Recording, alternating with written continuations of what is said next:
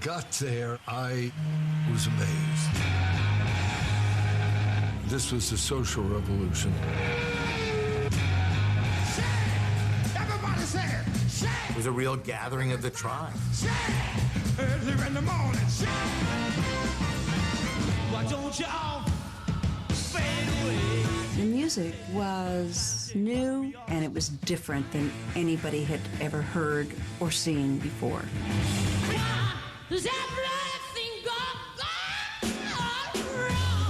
The festival was an opening of a door to everybody. You've got almost the entire population of the West Coast hippie music scene in one little park in Monterrey. If you sat in the audience at that show, you were devastated, man. When the truth is wild, to be alive. We were all very, very high. There was a lot of LSD that weekend. There were some who were so far gone, they were standing on their heads and dancing. Monterey Pop Festival changed my life completely.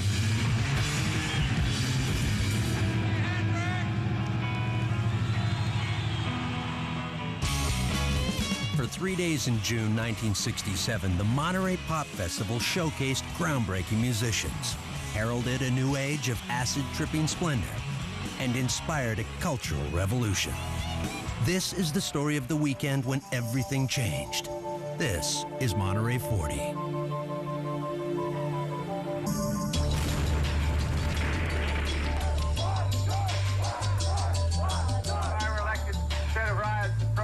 We'd have dancing in the street.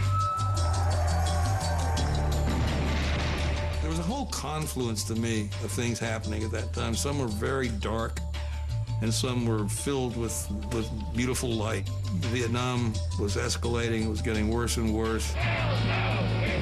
We really felt like things were changing at a very deep level. The hippie movement had come out of political confusion, desperation, fantasy, drug-fueled hope and vision.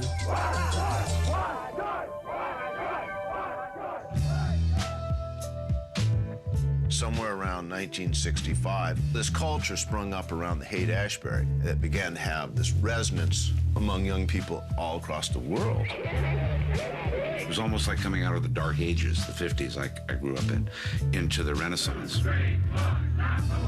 All of this music was so liberating because it was the fuel for the idealism. One pill makes you larger, and one pill makes you small, and the ones that mother gives you don't do anything at all. The psychedelic scene in San Francisco was blossoming. There were a number of bands who moved into the area, ourselves, Quicksilver, Big Brother and the Holding Company, Jefferson Airplane, and a bunch more. It was just a real hotbed of artistic activity. People call them the flower children and the love generation, and they laugh at the hippies. And the hippies laugh at the people. They played music. They had all the dope they could smoke, all the women that they could be with. That was everything they needed. Their lives were complete. But down in L.A., the record industry was cashing in on the counterculture. Bands like the Buffalo Springfield, the Byrds, and the Mamas and the Papas were Hollywood hitmakers. That's where the record deals were being made. That's where records were being recorded, the ones that were actually selling. At the center of Hollywood's pop music zeitgeist was producer and Mamas and Papas manager Lou Adler. Whether it's Johnny Rivers, Mamas and Papas, or the Jan and Dean records, or the Sam Cooke song, there was always an element of taste to his records. The subject came up of, rock and roll. Everybody thinks about it as a fad, a trend, when in fact it should be validated as an art form in the way that jazz is. Adler, along with Mamas and Papas frontman John Phillips, had a unifying vision to gather all of rock's emerging artists and showcase them on one stage. They'd have jazz festivals. Certainly folk music had their own festivals. Why shouldn't rock be treated the same way? In April 1967, Adler and Phillips set out to turn their radical idea into reality. The first international pop music festival would be held 100 miles south of San Francisco, in Monterey, California. We all kicked in some seed money to fund the thing, and they got some offices, you know, and that's how it all started. One daunting challenge remained: to convince the San Francisco bands to get with the program. The San Francisco groups were all about the music, all about giving it away. The San Francisco people absolutely hated the Los Angeles people. They thought that everyone in LA had sold out. Adler and Phillips had a hippie-friendly solution. All proceeds would go to charity. It was musicians giving something back to their audience. It was very important at that time for that to happen. It was sort of the climate, the political climate of the times and the social climate of the times. I think that was one of the most important decisions that we made was, let's make it a charity. The mamas and papas said, why don't you give all the money to charity and we work for nothing? So we said, okay. So Simon and Garfunkel agreed to work for nothing as well. Then everyone followed. In a matter of weeks, an eclectic bill began taking shape. From Southern soul man Otis Redding, to New York folkies Simon and Garfunkel, to an obscure London-based guitarist named Jimi Hendrix.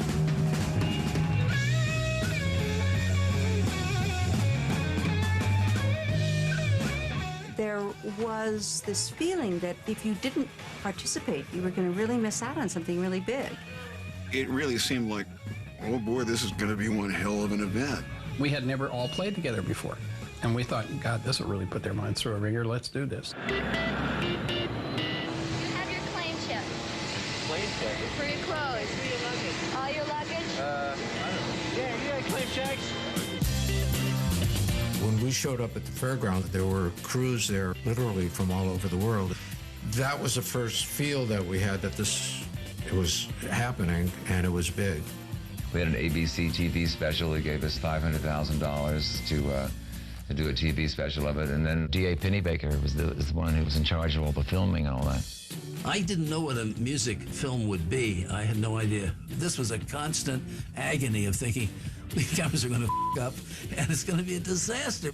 The lineup was in flux to the very last second. I mean, nobody knew who was going to show up. Hey, Michelle, take this till Dionne Warwick comes on me. We were going strictly by instinct. John was shooting from the hip. I had no idea how this festival was going to turn out. Well, this is John Phillips of the Mamas and Papas. Thousands of people are in Monterey for the festival. No one knows for sure how many thousands, but predictions have run as high as 200,000. Police are worried about the use of narcotics. If we do get 50, 55,000 people, we're going to have a lot of problems. Southern California was a bunch of greasers, lowriders, where I was coming from. But then I'd come up to San Francisco with some friends, and I went to Haight-Ashbury district, and I became a stone hippie. And said, well, we want to buy some acid and some weed, because we're going to go down to Monterey Pop. We're going to open the doors at 12:45, so let's please be ready. Walking through the gate really was like a doorway into something else and turned into this wonderland of rock and roll and alternative culture. Yeah, we'll be right inside. Okay. Thank you. We really didn't know what to expect. And walking into it, to this day, I just remember it as a swirl of color and noise and humanity and smells, patchouli and cowbells, buffalo bells, elephant bells, noises never heard before. And that was before the music even started. Once you leave, gang, you may not re-enter. But you won't want to leave.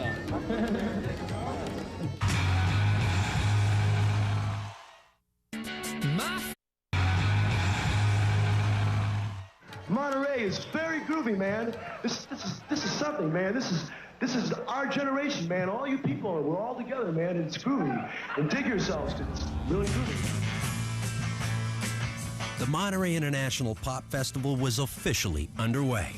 Ironically, the first band on stage was a decidedly non-psychedelic LA group, The Association. Every time I think that I'm the only one who's only someone calls on me.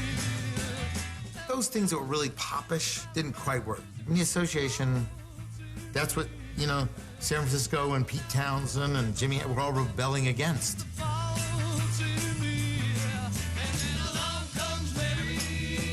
Instead, the countercultural tone was set by the colorful crowd.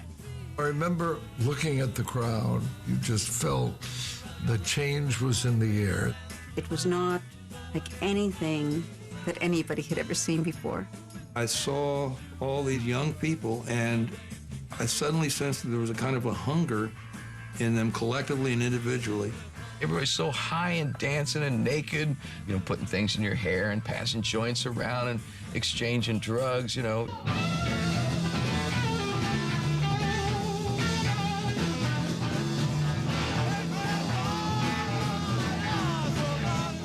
I mean, I do remember that first day walking down the fairway, and all of a sudden, here's Brian Jones. I mean, Brian Jones.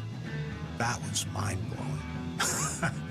I was like a stalker. We saw him, you know, wow, there's Brian Jones. And we just kind of hung everywhere he was. We were just kind of vibe-sucking.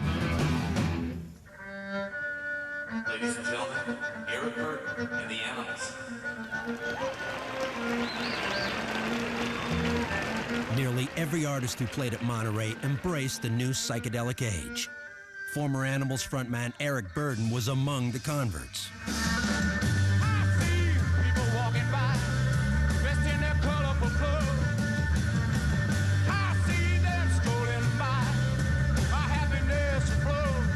I always had a lot of admiration for Eric Burden as coming out of the school of British blues purists. When he got to Monterey, he went so far in the other direction that it was funny. He bought into the myth of what Monterey represented, the counterculture, the joys of LSD, the wonders of the psychedelic world, more completely and more earnestly and more naively, I think, than anybody else.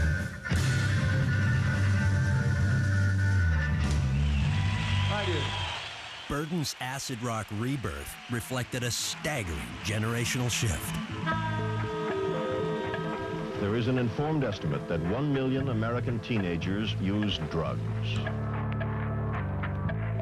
The best-known brand in San Francisco is called Owsley Acid, named after Augustus Owsley Stanley, nicknamed the Acid King. Owsley was all over the backstage scene. He was the Grateful Dead sound man, among other things. And the guy made the best LSD of the day and manufactured the most enormous amounts of it. Owsley brought his potent batch of acid to Monterey, and he handed it out like candy, both on stage and off. He called it Monterey Purple. I don't remember what color it was, to be honest. Owsley was feeding all of us a steady supply.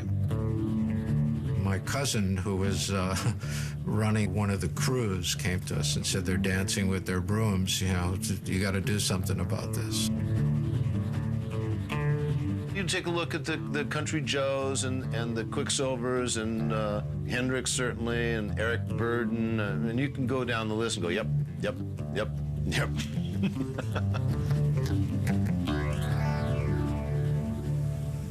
I've been loving you too long. There was a great sense of love around. Everybody kind of loved everybody else. To stop now. We're just sitting there on the ground, and some girl comes up, starts, you know, just hugging me and stuff, you know. And then she just sits down across from me and just starts looking straight in my eyes. So we sat there and looked at each other in the eye for about 2 hours. I doubt if I could explain to you how good a time I had there, because you didn't see the girl I was there with. Her name was Dana. We were all flopping in this Grange Hall or whatever it was. And I think, you know, one of the real tricks of the 60s is learning how to have sex in a sleeping bag.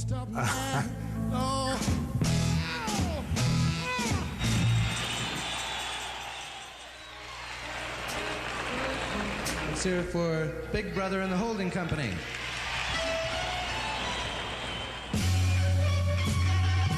Big Brother was a Bay Area band with a Texas-born singer named Janis Joplin. They were virtual unknowns to the Monterey crowd.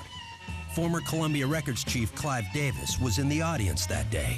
We all knew who Clive Davis was, and we all knew Columbia Records was the desirable destination that we all wanted to get to. Of course, out came Janis, you know. Down by a window, just looking out at the rain.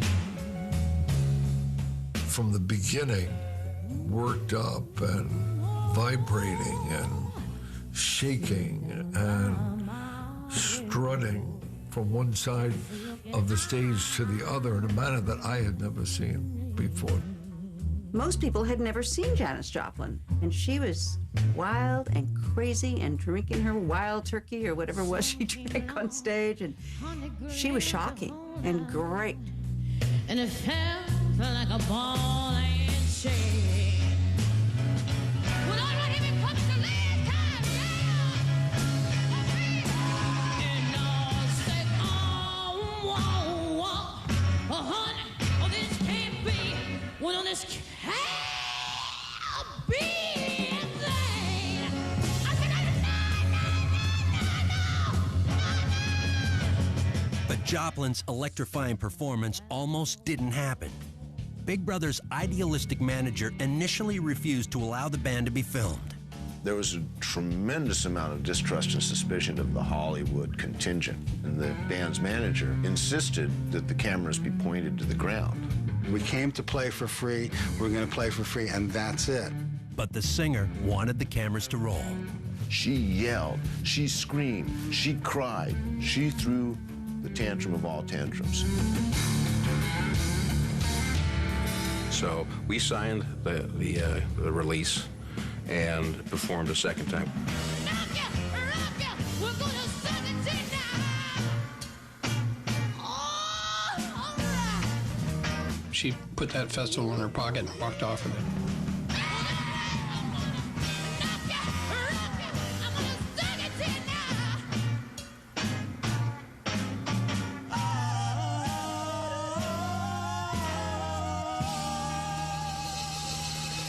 I knew that I had to sign that artist. The times were indeed changing.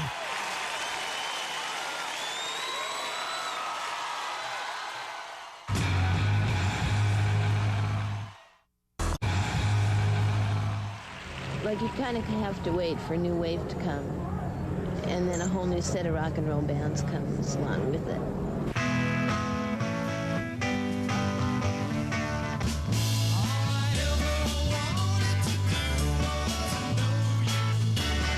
The Saturday afternoon concert definitely announced the future of the music, and that was the experimental, progressive rock, the underground rock thing with Quicksilver, Steve Miller, Country Joe.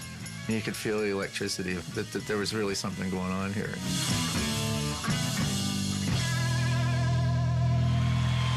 The Monterey Pop Festival, I think, more than anything, sort of legitimized the San Francisco music scene, or the San Francisco sound, to a great degree. I was surrounded by this, what I thought was just unbelievably extraordinary music, you know.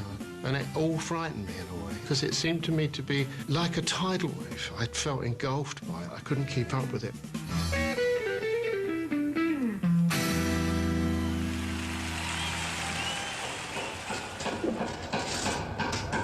You have to clean all these seats? Yes. All of them? You live around here? No. I came in this morning from Champaign, Illinois. How come you have to do this? You a friend of somebody's? Not really. Guess we just happen to be lucky, I guess. They are the gentle hippies. Their motto, music, love, and flowers. 100 extra police are on the alert, but relaxed. One of my main impressions of the motorcycle officers with the flowers in their helmets. That was amazing. You know, that really was amazing. Lou is talking to one of the policemen, and then he kind of playfully kind of hits him, and you can see the camaraderie that was built between the establishment and anti-establishment. As the mass consumption of Monterey Purple continued, some revelers needed help to get through their acid trips. Concerned hippies Lisa and Tom Law created the first ever Bad Trip Tent. someone was having a hard time or flipping out and not enjoying themselves, we'd bring them in and sit them down. They would immediately chill out and maybe spend a few minutes, maybe spend a few hours, and then go on out and have a good time. Oh, yeah, teepee. A bad trip teepee. That's a good one. A bad trip teepee. I think every concert hall should have a bad trip teepee. Jimi Hendrix spent about 4 hours in there smoking hash with me. Am I supposed to say that? Midway through the festival, Monterey Pop was already an historic musical gathering of international artists. And when they weren't performing, they were hanging out in a cavernous space below the stage. So you get the Grateful Dead, and you get Country Joe or whoever, and Ravi Shankar and Janis, and everybody just intermingling and interchanging and talking about, you know, I love the fourth cut on your record, that kind of stuff, or just getting loaded. After their sets, musicians jumped backstage for impromptu jams, where a little-known guitar prodigy was at the center of the musical storm. This black kid with curly hair and a headband came and was looking for a place to plug in. I said, well, you know, use the B channel there. The jam just went on and on endlessly, and finally this black kid, who turned out to be Jimi Hendrix, we were climbing around on the amplifier, feeding our guitars back and stuff like that. It took down the hearing in my left ear to this day. But we had a lot of fun. I remember going in there, and Jimi Hendrix was playing guitar, and I sat down and played drums for a while. Someone just put a tab of acid in his mouth, and he just opened his mouth and took acid. Like, you know, let someone just put that in his mouth like that.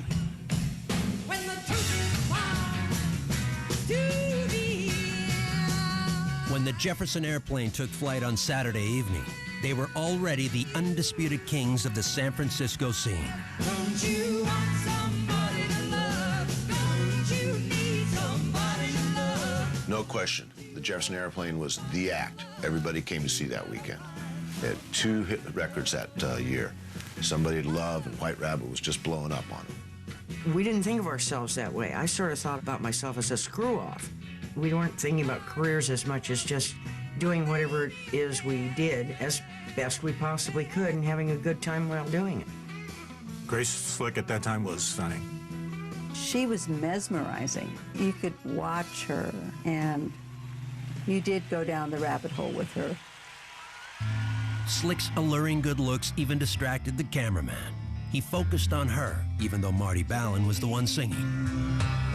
You're making me say that I somehow have changed. We were all fixated on Grace for a while, weren't we? She was mouthing the words, which was the problem for the cameraman, and Marty has a pretty high voice anyway. I'm just not the same to be any more than all I would be alive. I was just sort of singing along, but I wasn't mic'd, and nobody knew the voices at the time. The most exciting act on the festival program. Running late Saturday night, show's over, audience is on their feet, leaving the arena, flowing out the arena. Let's bring on with a big hand, Mr. Otis Redding. This is the love crowd, right? We all love each other, don't we? Am I right?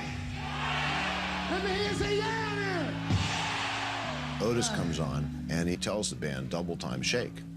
So instead of just doing it dun, dun, dun, dun, dun, dun, they go dun, dun, dun, dun, dun, dun, dun, dun. And he hits that crowd so hard, they stop and turn around and go back to their seats. Listen while I talk to you now. I'll tell you what I'm gonna do now. There's a new thing going around here. I'll tell you. A veteran of the Southern Chitlin circuit, Otis Redding was a familiar sight to R&B fans. But to white audiences, the Georgia-born singer was a revelation. Otis Redding, unbelievable. First time any of us little white kiddies had ever seen him live. Ooh, boy. Was that a lesson? He wore a suit and he did all the stuff. And I suppose they expected it not to fit the psychedelic thing, but it did. It fit the mood because it was a hippie act. was stupefied. I was very used to, kind of the laid-back San Francisco bands. All of a sudden, there's Otis, going, so this is the love crowd, huh? With a band that just blew away every other band. That turned out to be the absolutely perfect choice for that Saturday night performance, and it not only gave the festival what they needed, launched Otis Redding as the next soul superstar.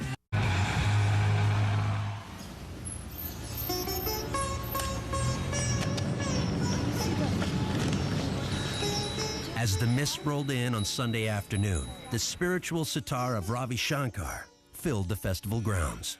What I wanted to do was get all the great talent from around the world that had never been seen before, and here you are. There was already a reverence for Ravi Shankar. He had been introduced to the United States through the Beatles, and George Harrison particularly. I happened to be with all these Hell's Angels, and we were all kind of hunkered down in the rain listening to Ravi Shankar. But what a great vibe,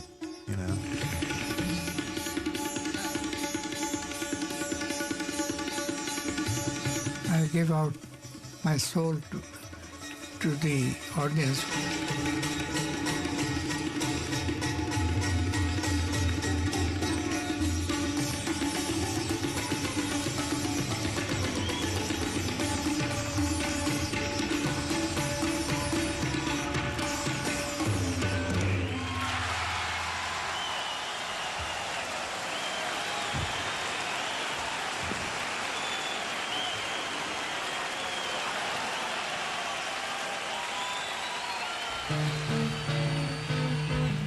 Later in the day, a mod band from England was worried about making a good impression.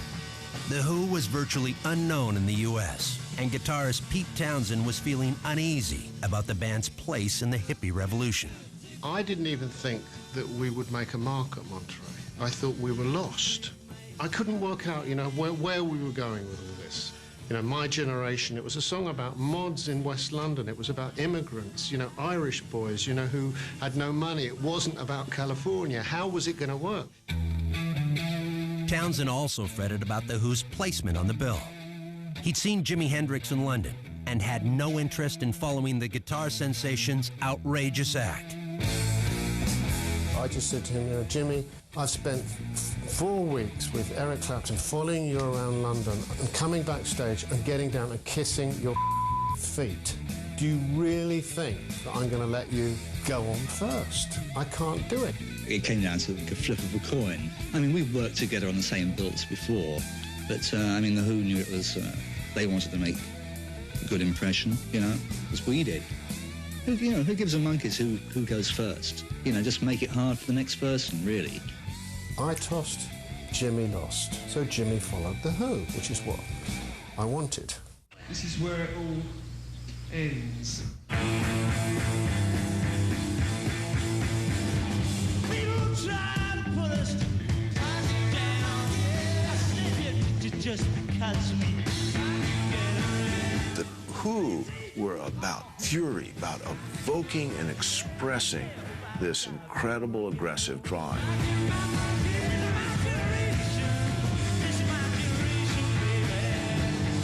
Why don't you all fade away? We hadn't seen a high-energy band like that. And we certainly never seen anybody as outrageous as them.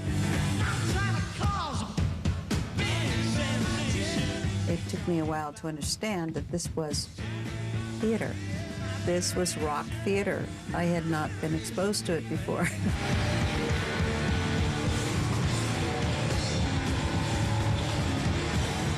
It was pandemonium. People were genuinely shocked and frightened by what was going on stage. Never seen anybody, destroy their equipment at the end of the... What the heck was that about? Smoke bombs went off. Microphones were being hurled.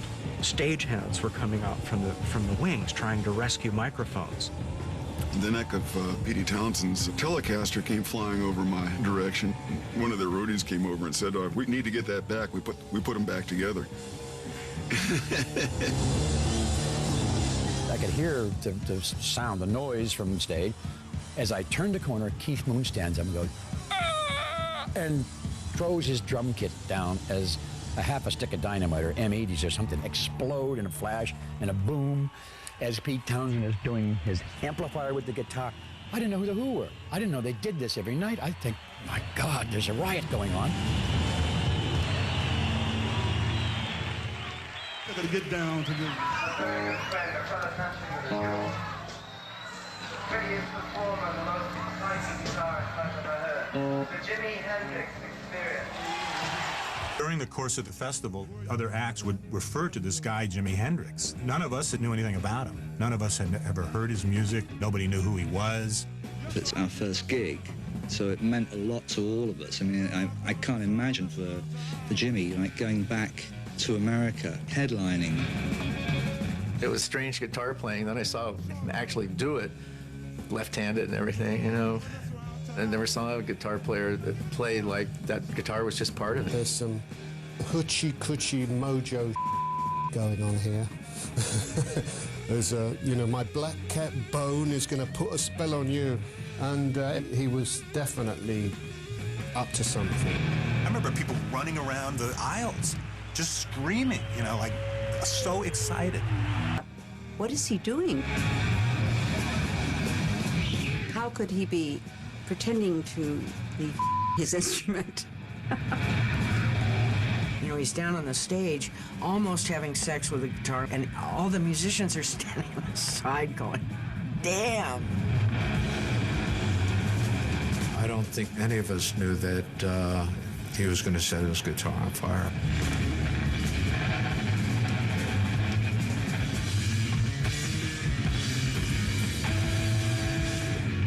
Look out in the wings, and Hendrix. Hello, we're going to follow this act. Are we following this act?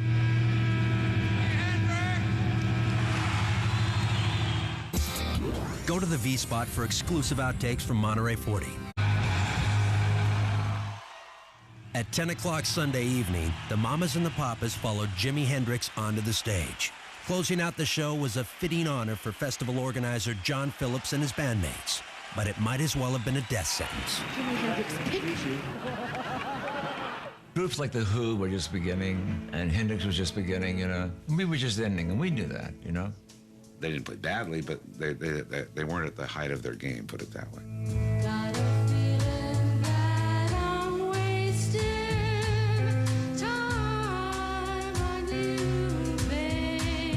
We didn't have time to rehearse. We had not sung together in 3 months. I did very much feel that the end of the group was near. I just didn't know how near. People that went into that weekend, kings and queens, came out without their thrones. And people that went in unknown came out the newly crowned heads of state. I'm so proud of the fact that we were there, that we spent so much time putting it together. If we didn't do a fabulous performance, so be it. After 3 days, 31 bands, and countless hours of music and partying, Monterey Pop was finally over.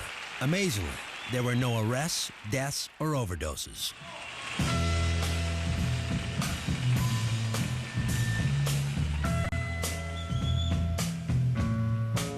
This audience was smoking weed and taking LSD.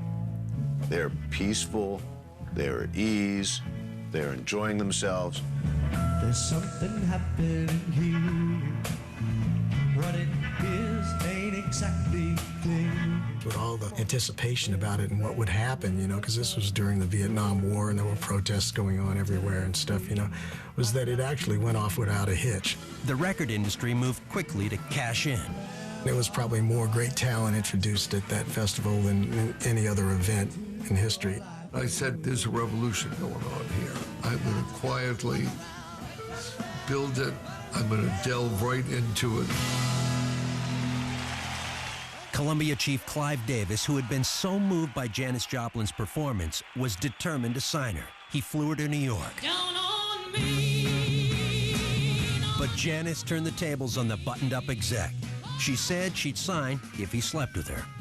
She said, this is the biggest moment of my life. So to think that I'm going to pick up a pen and that will be it is not significant. So I said, what do you have in mind?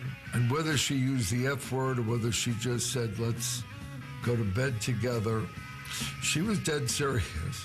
She loved to do her little magic on men, and I can just see her with Clive Davis saying, well, if you take your clothes off, I might sign with your label. That's very Janis.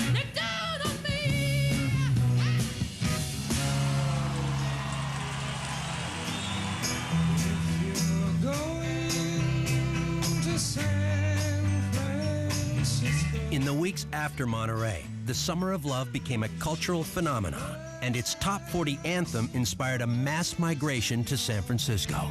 If you go to San Francisco, Wear Flowers in Your Hair was a huge commercial success internationally. Huge.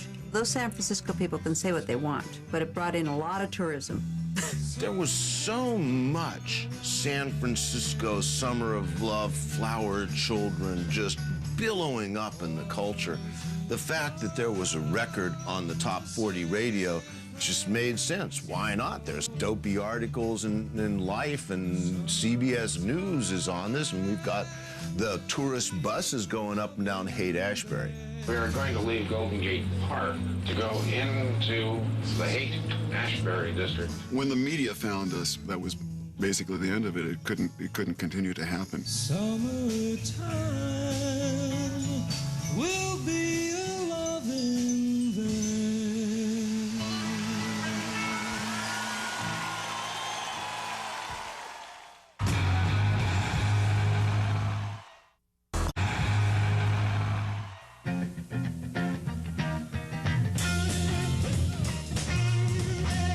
In spite of its groundbreaking success, the Monterey Pop Festival wasn't quite ready for primetime television. Penny Baker somewhere along the way said, this is a great film. You know, we've got a real documentary here. We shouldn't waste it on television. When they went to show the footage to ABC, they went out of their way to show them the most provocative footage. We didn't show him the association. We chose to show him Hendrix fornicating with his amp and his guitar. And he said, not on my network.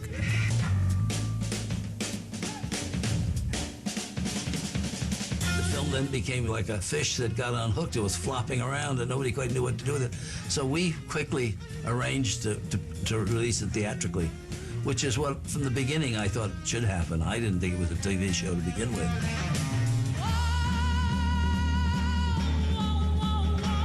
When the movie came out, it took this incredible performance of Jimi Hendrix and Janis Joplin and gave it to the rest of the world. And overnight, they were stars. The festival garnered worldwide attention and spawned large-scale rock events around the globe. But there would be no sequel in Monterey.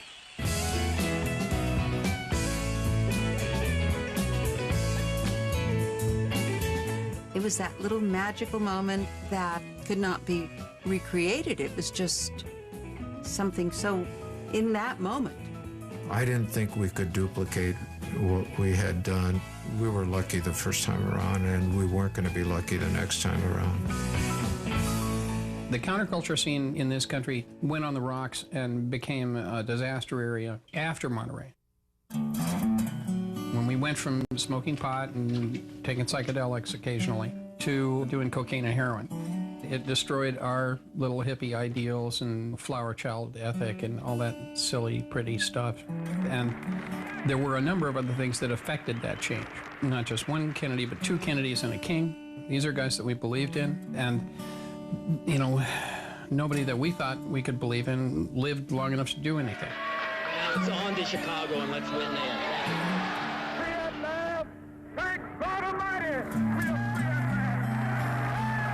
And then, in our own community, with the Manson slayings of our very, very good friends in August of 1969. And I have to tell you that that was the end of a certain era. It was the end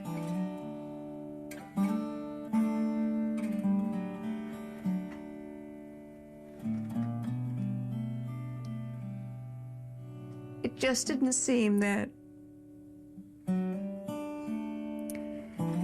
any of those good times survived and that they were going to happen again.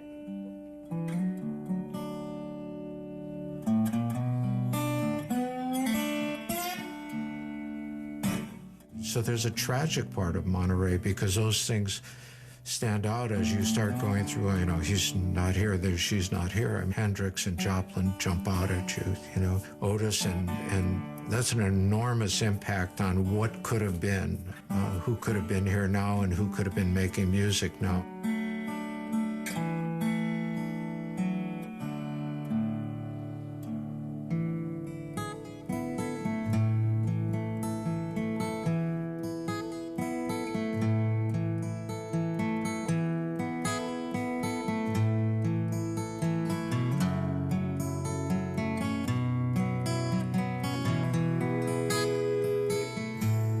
Monterey was one of the turns of the wheel. I mean, it's part of the fabric of the history of America now.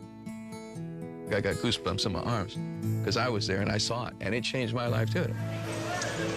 It's great that after 40 years, it's so meaningful today, and it just refreshes your memory about what an important event it was and what a beautiful event it was. And you don't catch me crying every day.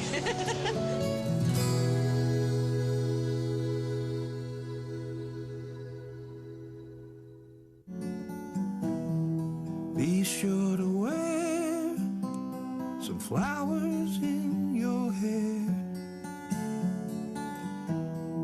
if you're going to San Francisco. You're gonna meet some gentle people there. And like that.